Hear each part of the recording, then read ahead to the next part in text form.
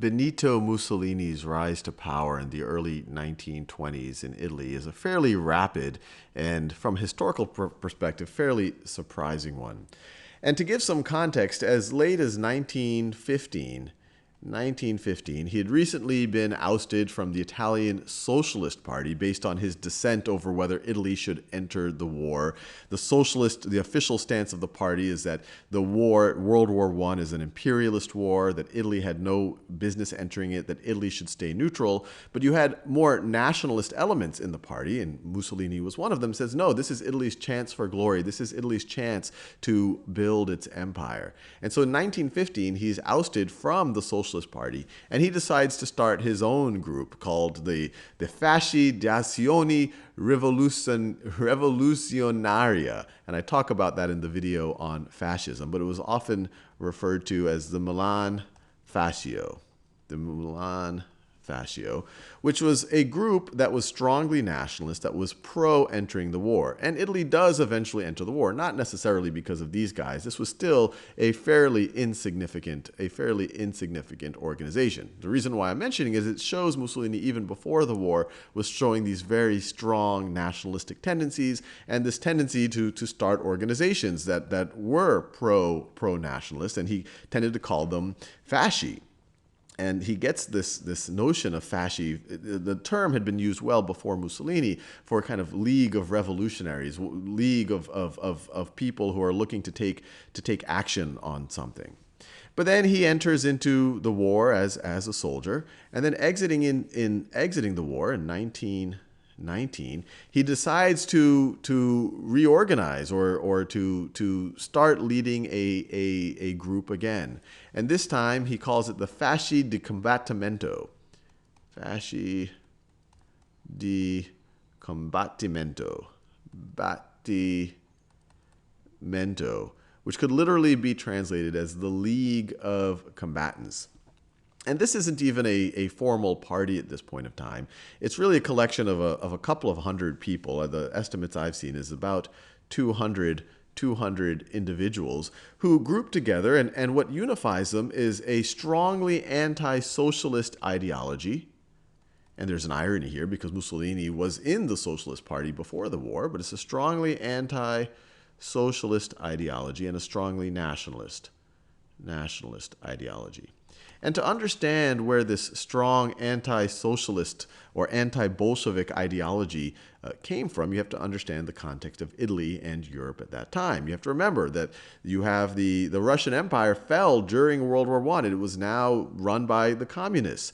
You have a fear that that is going to spread throughout Europe. You have the leading party in Italy at the time is the Italian Socialist Party. You have a left-leaning government. And so there is a desire to react against that seeming spread of socialism or of communism. And these guys don't view it as just, hey, let's just meet together and talk about it and maybe try to run for elections. They want to actively coerce people. They want to actively intimidate people. And these groups that would rise out of this, that would be strongly anti-socialist and the anti-left-leaning government, they would wear these black shirts, and they were often called the black shirts, which I won't wear right in black because then you wouldn't see it, so I'll write in this blue color. These black shirts. And these were very loosely organized bands. They were often called, fasci, that it would often be young men who would kind of gather together in towns throughout Italy and say, we believe in this anti-socialist ideology. We want to take up arms and intimidate socialists, intimidate people on the left. And so you have these black shirts, this paramilitary group starting to arise. But in 1919, I want to emphasize, very small, very, very small, very, very insignificant. But their influence grows. You have more and more of these fasci forming throughout Europe. This is throughout Italy. This is very appealing to many, especially young boys in Italy. Mussolini himself is a very inspiring orator. He's kind of this larger than life personality. He sometimes what he says didn't necessarily make complete logical sense, but it really appealed to people's emotions, that he was a strong leader, that someone that they would actually want to follow. And so in 2 short years, you forward to 1921, 1921, this Fasci di Combattimento had now morphed into a real national party. It's now, and they renamed themselves the National Fascist Party. Fascist Party. And obviously it wasn't called that in Italian. In Italian, it was the Partito Nazionale Fascista. And Mussolini is the leading figure here. He gets elected to the Chamber of Deputies, along with several other fascists. But they're still a fairly small party, although they're gaining steam, they're becoming mainstream. But even though they're becoming more mainstream, they still haven't given up their use of force and their use of intimidation. And then we forward to 1922, and all of this is happening quite rapidly. But by 1922, Italy is not in a good situation. People aren't happy with the left-leaning government. They feel that it's weak, that it's not able to turn the economy around, that it's not able to bring order, that the extreme left is having too much power, that there are too many strikes, that the country isn't being run properly. The middle class and the elite aren't happy with this. And so the fascists are getting more and more followers. One, kind of, you could say, civilian followers, but they're also getting more and more fasci that are forming.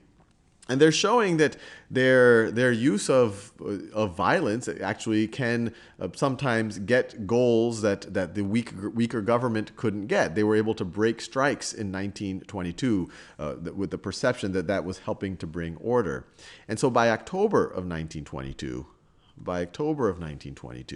you have Mussolini at this head. He has this conference of 40,000 fascists, and they essentially come to the idea that they need to march on Rome to bring order to Italy, that they should demand a stronger government. So in October, you have a march on Rome.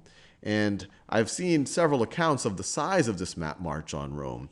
But the numbers that I've seen is on the order of 200,000 fascists march on Rome. And this essentially causes the current government to be the prime minister to be ousted, and the king appoints Mussolini as prime minister. So Mussolini is now the prime minister. So this is a super rapid ascent, really based on people's unhappiness with the left-leaning governments, people's desire for a strong leader, Mussolini's kind of charisma, his, every picture you see of him, he has these kind of really stern looks. He has this kind of impression of a really strong figure. And not only did he become prime minister, but he's able to get dictatorial powers. The legislature actually gives him dictatorial powers for a year. Dictatorial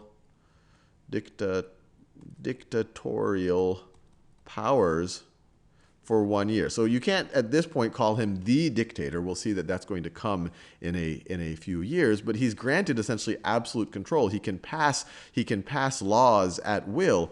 And it's an interesting question of history of why at this point the legislature was willing to give him dictatorial powers, and why the king was fine with this fairly strong character being prime minister with dictatorial powers. And, my understanding is, and I'm curious to see what you guys say in the message boards, is that it really was around, people were on one level, there was a desire, especially amongst the middle class and the elite, of having the strong leader, of maybe someone who could bring order and pride to the country. And then on top of that, he was backed up by the black shirts, this kind of paramilitary group that was dispersed throughout Italy that could intimidate his opponents. And so you can imagine some legislatures were actually keen to support a strong leader after many years of weak leadership. But on top of that, they probably felt intimidated into giving Mussolini these absolute powers.